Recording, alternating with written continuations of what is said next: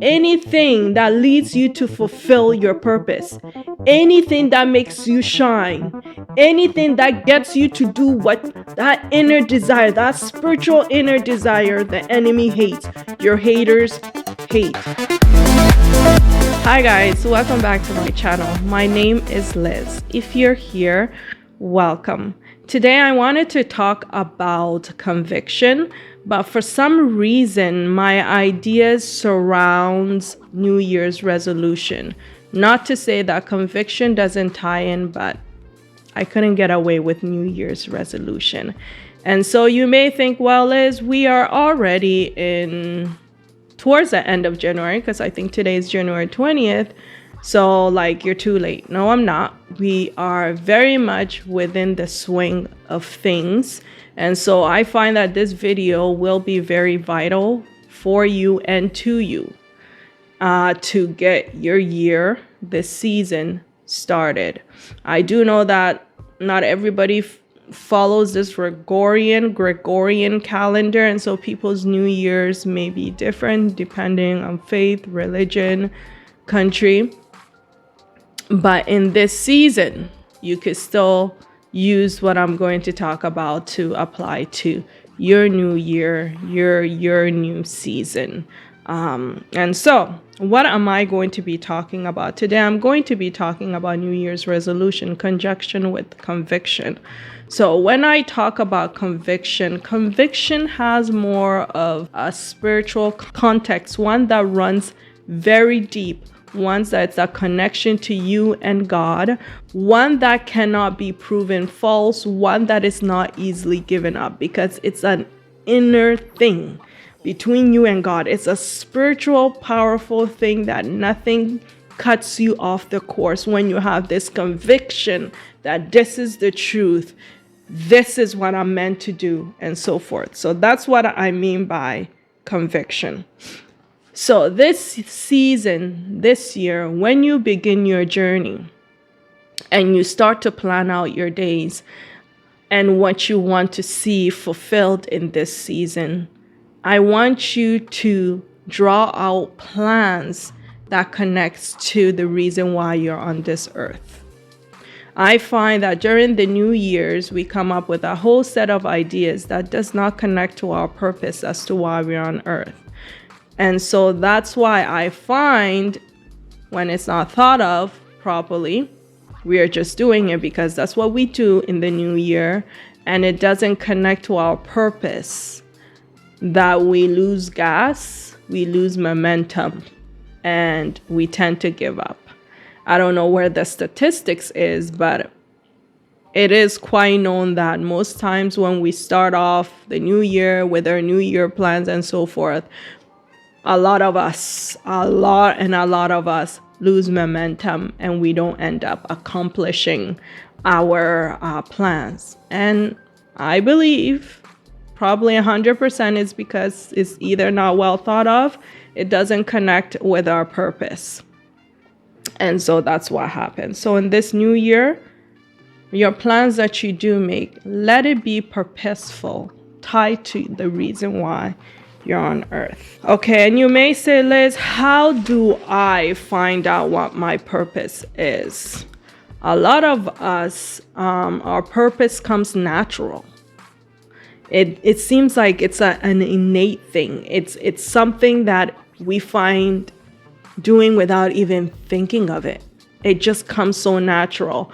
A lot of us may be even doing it at work and we don't even know that it's our purpose. Why? Because we live in a world that our job essentially becomes our identity, who we are, and that's not necessarily true. And everything sort of is programmed or aligned for you to come up with a career, not necessarily your purpose. And so a lot of us are walking around doing what we are not supposed to do. We are not born on this earth to do. And so going to work every Monday, going to work throughout the week can be so mundane and there's no satisfaction. Sorry to use this analogy, but it seems like we're just robots just working and there's no pleasure. But your purpose, why you're put on this earth, why you're born on this earth, despite the circumstances as to how you came to be born, gives you pleasure. It's an innate thing. I mean, I don't know how to describe it, but those who have found their purpose know that there's a joy, there's an inner peace, there's this feeling that no amount of job, just any job will produce that or will fulfill. It's just so wonderful. So if you're wondering, how do I find that? Like I said, it comes natural, something you've probably always been doing, born doing. It's like you're a walking product of who you are. For example, how do I describe this? For example, a knife. A knife, you use a knife to cut. It's essentially built to be that sharp cut. And so one of the easiest way I could say that you're probably just a walking, you're moving, you're just what you're supposed to be. Like if you're a math teacher, for example, comes just like that. You don't struggle. It's so easy. You love it. So that's as much as I can possibly say some of the key things that you can use to find what your purpose is. I want to touch on the idea that beginning this year with your purpose requires conviction. I think at the beginning of this video, I talked about having a New Year's resolution that's well thought of, but that also you need to have conviction that nothing will draw you back. Nothing will pull you back. And how you have that conviction aligns with that purpose. If you know this is what you're put on this earth to do, this is what you're meant to do, this is it, there's an inner conviction that I think God gives that propels you to be able to achieve this purpose that you're moving forward to live out. So, number one, spend time to reflect on your life up until the end of 2023. Meaning, maybe you're an adult, maybe you're 30 years old. You know, we spend a chunk of our life in school, but you've lived a bit. Now, spend time and reflect on your life. Look at the bad, look at the ugly, look at maybe where you should have been, what you maybe hope to do. Just have a look at your life, be aware, go. It's like play through the times. So reflect on your life up until just the end of 2023, right? That will give you an idea as to, this could have worked maybe better. Maybe I should not have done that.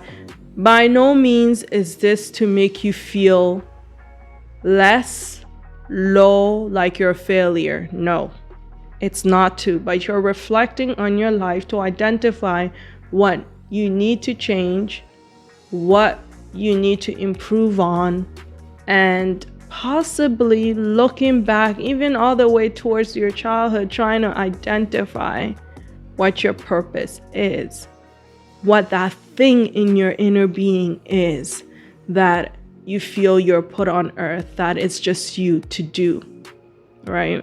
And just because this is a Christian channel doesn't mean that, oh, you're gonna be a preacher, or oh, because I'm speaking from a perspective of a Christian, that it means you're gonna be prophesying. No, some of us are healers, maybe a doctor, maybe, like I said before, a math teacher, a teacher, right? So look at your life, reflect on it. Number two falls right in here. Identify your purpose. Some of the key words that I said about identifying your purpose, which could be things that come easy to you, things that you don't even think you're doing, but you're doing, right? So identify your purpose. And don't be in a rush with number two, right? Because for me, when I was trying to find out why I'm put on this earth, it requires a really deep soul searching. It requires being prayerful. It requires, like I said, like the first point, spending time with yourself and identifying, right? It requires a lot. So if maybe throughout the year, you're able to identify who you are, why you're on this earth, that's good enough. It's good enough because when the new season starts, or when you start to make that plans for yourself to begin this journey, you know that you are on the right path. So don't feel so like rush, I need to find my, no, it's something that excuse me, it's something that would take some time if you don't already have an idea as to what you're put on this earth to do. So don't shy away from if this takes longer this year, maybe it would take 2 years, but the point is to identify why you're on this earth. So for point number 3, pay attention to what you listen to, because what you listen to, what you see, all, think about your 5 senses. They are all gateways to your soul, your mind. And the reason why that is important is, like I said, I struggle with motivation. I procrastinate. I really do. And so if you can watch something that will motivate you, that will propel you into getting you up and moving towards your plans, that's what you need to do. That will equip you to get started, to keep on working hard. You need to do that.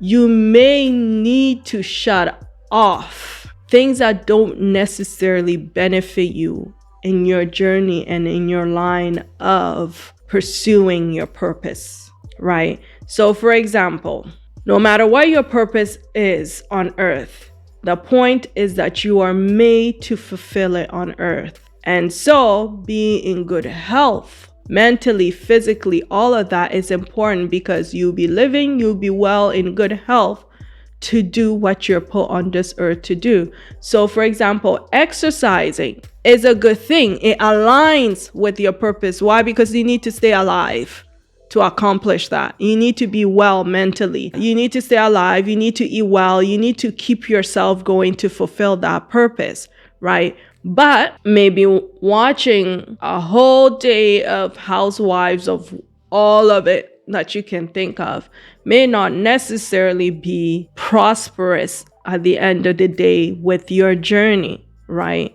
So protecting your mind from things could be certain friendships. I hate to say that sometimes, but certain companies, certain shows, staying away from certain foods, staying away from toxic things that will not put you in good condition to fulfill your purpose. You need to cut that off. Now, I mean, like if it's housewives or those type of pleasurable shows, you can watch it on your leisure or whatever. But my point is, don't spend your whole day, your whole time on that thing that will not push you to fulfilling your purpose, push you to fulfilling your plans that you have for yourself this year, right? And so you may want to curtail that. I said to listen to things, get yourself motivated to be on course with your purpose. And the reason why I say that is we need to renew our mind daily, right? Because I procrastinate too. I'm not always that motivated. So hearing things that, like I said, will motivate you. Watching people accomplish the same sort of path that you're on will get you started. The Bible talks about renewing our mind every day, because we are on a fleshly world. And I don't say that because we live in a world where it's toxic, there's bad things happening, but we are a spirit as human beings. We are just clothed in this flesh to live on earth, a fleshly world. And so, as we know, the chaos in the world, those things pollutes our mind, where the spiritual aspect, the things of us, of who we are, gets lost. That's why we have to renew our mind every day, as the Bible says, so that the pollutants of this world does not get a hold of us, right? And I think Christ said something like that in the Bible, right? That this earth that we are on, we need to is it Matthew? I'm not so sure, but whatever scriptures I do come up with, now I do say throughout this video, I will put out there. So yes, renew your mind, get yourself motivated, limit the things, the company, the toxicity that will not propel you into your destiny, your purpose, your resolution, right? No resolution should just be just. Every plan you put down this new year, every decision you plan of this year should be one that will improve your life, should be one that will elevate you to get closer to your dream, get closer to your purpose. I say purpose a lot because I believe in God, and I believe we are put on this earth to do what He put us here. He said to Jeremiah, "You're born on this earth to be a prophet." I believe in God, and I believe everybody has a role in His grand scheme of things that we are meant to accomplish on earth to give Him glory. You're not a believer of Christ or a lover of Christ, that's fine, but you have a dream. You have what you want to achieve. Maybe you want to better your physical health. Whatever plan you put on, let it be very thoughtful. Let it be, and whatever decision you do make, let it be one that will propel you to achieving that dream. Point number 4, listen and indulge in things that will inspire. And I think that ties into point 3. I already mentioned that, so I won't go into that. It's self-explanatory. Indulge in things, listen to things that will motivate you, that will get you into moving. Like, for example, yesterday I listened to a whole little sermon on YouTube, and that really did inspire me about my own personal goals. And so that's that. And point number 5, every day do at least one thing. This also ties into point number 3, when I said to pay attention to what you listen to and cut off things that don't motivate, because I naturally procrastinate. Because I procrastinate, because I struggle with motivation, I'm thinking of anyone here that may struggle with that or may just get overwhelmed. And so do one thing, just one thing. If that one thing is to walk 30 minutes, do it. If that one thing is to get up and pray for 5 minutes, do it. If that one thing is to read just 2 pages, it may seem small, but just 2 pages that aligns with your plans for this year, that will benefit your life and will elevate your life, will lead you to the purpose while you're on this earth, do it. It's better to do one thing than nothing at all, because that one step will get you closer to that dream, that destiny. Point number 6, don't be afraid to reevaluate your steps. This is very important. I was thinking about just how much, we go through the years, we go through the days, possibly doing the same thing over and over and over again, hoping for a different result. And clearly, nothing different happens, right? So if you find that you've already began your journey into becoming your dream, to becoming what God put you on this earth to be, and you realize maybe it's hard to maybe do 5 things a day, maybe you're struggling with 1 or 2 steps in there, reevaluate your steps. Go back, break it down to the extent where you can maintain it. And you find out this one thing is not working, eliminate it. Come up with a different plan, come up with a different step that gets you to that end, gets you to that purpose, gets you to that goal, but without less struggle, or will produce results that will lead ultimately to that end, to that purpose. And reevaluating your steps, I want to point out, it's not a failure. Finding out that, you know what, I've carried on years in this maybe job. I'm not saying quit your job, but in this field, in this job, in this relationship, stopping and turning around and somewhat starting over, it's not a failure. It's you reevaluating your life and seeing that this is not working. This is not me. And I've stood in the mirror saying this to myself. This is not you, Liz. This is not me. This is not the path that I'm meant to take.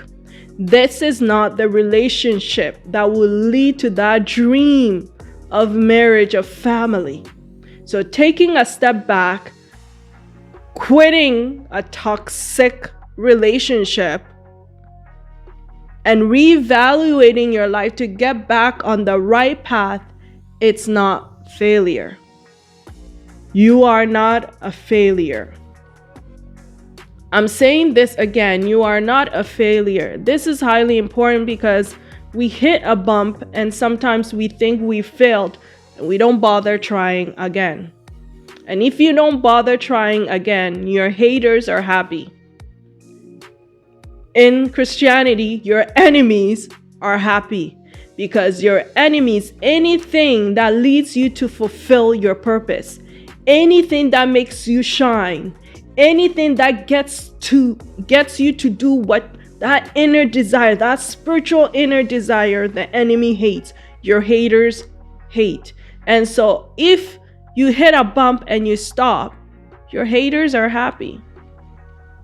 Your enemies are happy. One thing they hate is for you to reflect what you're made to be, to live out what you're made to be the best version of yourself, to accomplish that inner desire, the dream that God has hidden in your heart.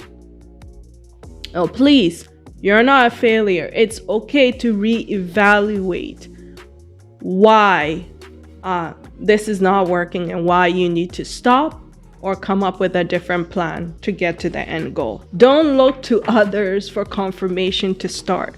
And this always gets me back to the Abraham story where God says, leave your family, leave the riches, leave your comfort and start anew, right? Sometimes we look to our partners, our friends, best friends, so forth to get confirmation that, yeah, this is a good dream.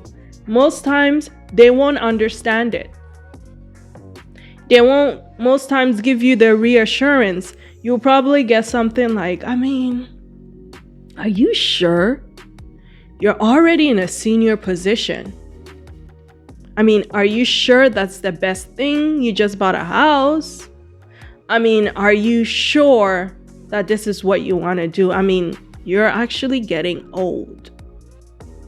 These type of things will deter you. If by God's grace you have that one friend that supports you, you're lucky. But most times the people we look to for confirmation and so forth, they won't understand. Even if they don't give you anything negative, they won't understand. The reason why they won't understand is that inner thing, that desire, that dream is between you and God. Especially when it has to do with your purpose. Especially when it's that inner calling of what you're meant to do on earth. More than 70% people won't probably understand, especially if you're thriving in other areas of your life, your career and so forth, your job, right? They won't understand. So don't let lack of support deter you, and don't thrive for, or don't seek for confirmation to start. You know what you feel. You know the desire in your heart. You know the calling that's in you. You know that there is more. There's something there. So don't look to someone to confirm that you're doing a good job, that you should go ahead and, walk on your purpose. Most times it won't happen. And I think my final thought is whatever that desire is, that purpose is, that dream is, do it with a conviction, just a fully strong held belief that nothing moves you out of the course. A conviction like how Paul did when he saw Christ, that vision. There was no doubt that was God, Christ that he met. There was no doubt that Christ was real. And so when he set on course, after some time, when he set on course to preach the word of God, there was no doubt, because he had a vision, he had an encounter that was a conviction. There's nothing no man, there's nothing no being could ever say to him that would tell him the course that you're on is wrong. The one that you're seeking after, Christ, is wrong. The God that you want to serve is wrong. There's nothing. So pursue that purpose, pursue that dream, that inner calling, that inner being desire with the very same conviction that nothing and no one moves you off course. And that is why I think, if I didn't mention, I said that as much as I guess thought I would be talking about conviction, or as much as I said that no, that didn't work, New Year's resolutions, more likely what this video is about, is like they go in two. It's not one or the other. I believe it's both. So take this with you, that pursue that purpose with a conviction. Pursue that dream, that desire with a conviction. And don't ever give up. There's always time to reevaluate. And if you find you're in step 2, which is identifying your purpose, please do so. Don't be deterred. Just stay there. If it takes you the whole year to figure out what your purpose is, requires soul searching, as people say. For me, it requires prayer, require time alone, it require reflection, whatever may. If you end up this whole year just sticking to 2, you've elevated your life. You're closer to your purpose more than you think. And so, yeah, that's it for today. I hope you have a blessed week, and please stay faithful and stay persistent. And don't forget to give me a like, and don't forget to also subscribe and share. All right. Thank you, and have yourself a lovely time or day. Week. Bye.